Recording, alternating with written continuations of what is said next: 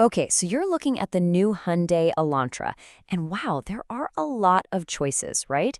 It can feel a little overwhelming. Well, that's exactly what we're here to do. In this explainer, we're going to cut through all that noise, break down the entire 2025 Elantra lineup, and help you find the one that's perfect for you.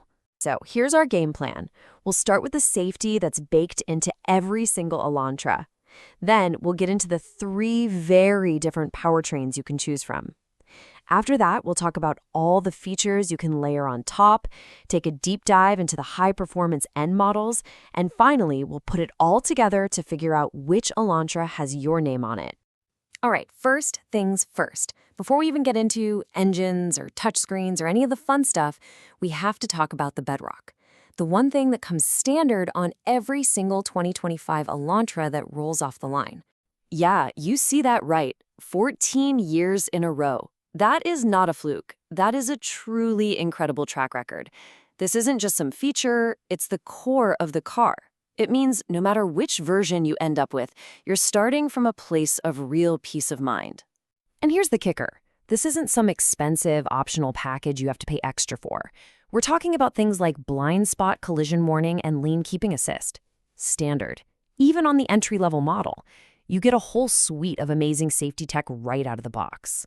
All right, so we know every Elantra is built on this super safe platform. Now comes the first big fork in the road. This is the choice that's all about you, how you drive, and what you really care about when you're behind the wheel. And honestly, it all boils down to this one simple question.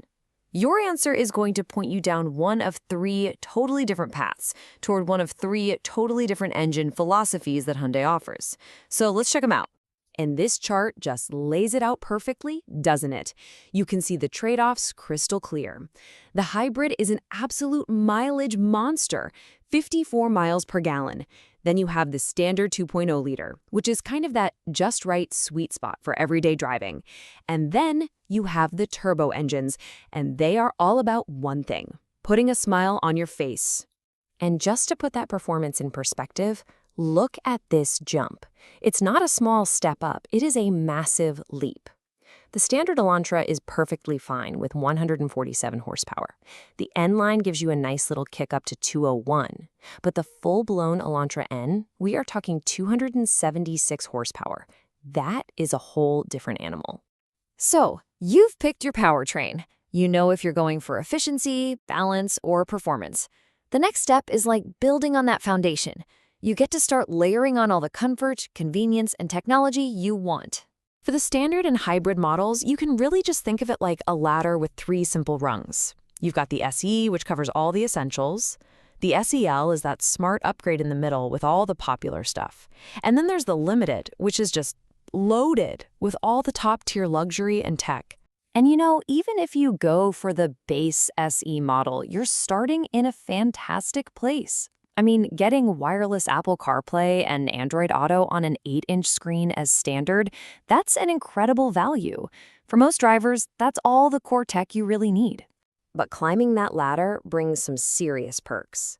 The SEL adds those features that, once you have them, you can't live without, like keyless entry and heated seats. But the jump to the Limited, wow, it really transforms the car.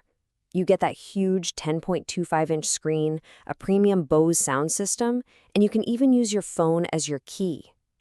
It starts to feel like a genuine luxury car. Okay, hold on. We have to press pause on the trim discussion for just a minute, because if you're one of the folks who chose that performance powertrain path, we're not just talking about trim levels anymore. We are talking about a completely different branch of the Elantra family tree. It all comes down to this number right here, 276. That is the horsepower that defines the top dog Elantra N. It's what elevates this car from a sporty compact into a genuine performance machine.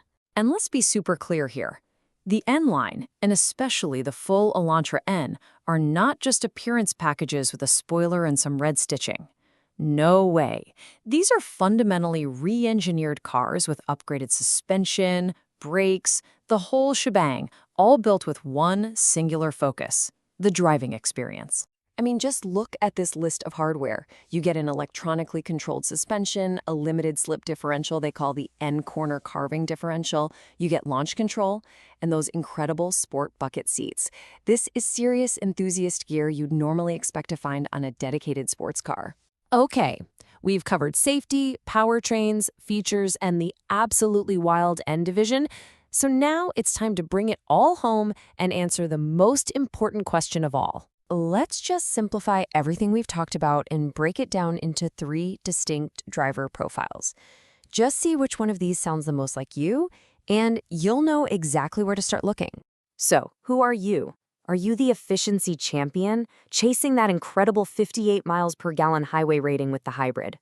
Are you the daily driver who just wants a perfect balance of features, comfort, and reliability with that standard 2.0-liter engine?